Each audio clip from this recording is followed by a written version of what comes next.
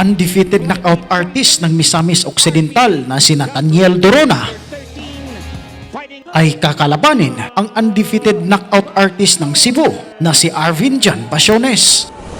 Nakataktang magharap ang dalawa sa katapusan ng buwan para sa kampyonato ng WBO Oriental Flyweight title. Ngayon nga mga bay ay sisilipin natin ang laban ng dalawang mandirigmang Pinoy nang ating maikumpara kung gaano kalakas ang kanilang mga pamatay na tirada. Nitong July 27, 2025 ay dumayo sa Metro Manila si Nathaniel Dorona. Protect yourself at all times. Good luck. Touch gloves. Agarang sumugod agad si Dorona sa pag-uumpisa ng laban. Sinukat agad niya ang malaking katawan ni Hilario Ginanda. Sa laki nga ng katawan ng batang ito mga bay ay may bansag itong El Granada. Dynamite versus Granada. Dorona is undefeated. Pareho ngang mabibigat ang kamao ng dalawang batang Pinoy na ito mga bay. At kung sino nga ang unang makatama ng pulido, ang siyang magdidikta ng laban. Sa pangangalahati nga ng yugto na ito mga bay, ay nakikita na natin ang accuracy ng mga suntok ng batang Dynamite. Kung kaya naman ilang segundo ang makalipas, ay natamaan ng uppercut itong si Ginanda at bagsak na ito sa lona. Grabe ang kumpiyansa nitong bata na to.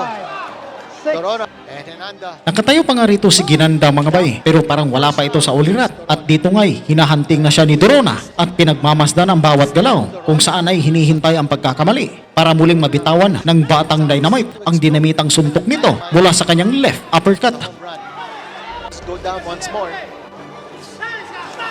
Missed. Being very careful, but he's throwing a lot of left. Pagpasok naman sa pangalawang yugto ay nagpato agad ng Granada itong si Ginanda, pero hindi nagpapalupig ang batang Dynamite na si Nathaniel Dorona at nagpakawala ng singkatutak na dinamita sa pambato ng Palawan. Dito nga mga bay, bagsak ito sa lona. Sa tindi ng pinsala na natamo ni Ginanda rito mga bay ay nanginginig pa nga ito mula sa aftershock ng suntok ni Nathaniel Dorona.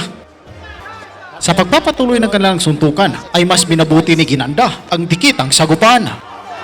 Subalit, lingid sa kanyang kaalaman, ang pinsalang natamo niya mula sa dalawang knockdown ay kumakalat na sa kanyang katawan. Dito nga mga bay, sa isang lambayog ni Dorona ay mas binabuti ng referee na itigil na ang laban.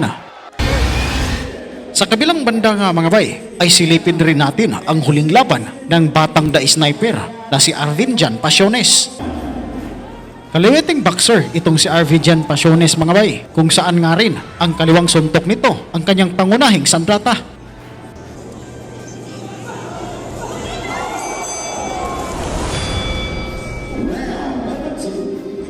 Dito naman sa pangalawang yugto ay naging agresibo itong si Oclaret. Subalit sa haba nga ng galamay ni AJ Pasiones ay nahihirapang makatama itong si Oclaret dahil sa nauunahan nga siya sa mga pasundot-sundot na suntok ng batang The Sniper.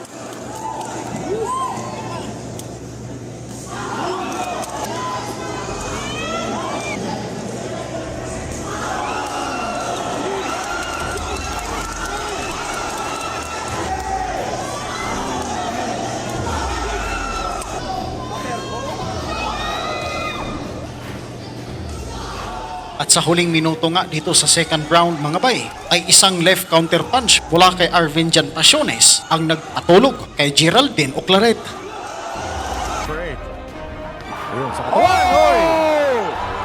Down he goes!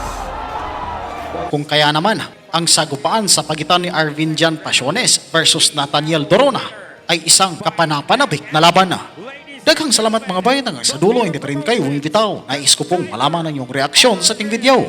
Pag-komenta lang po sa baba at babasahin po natin yan. Daghang salamat at sa Diyos ang lahat ng papuri.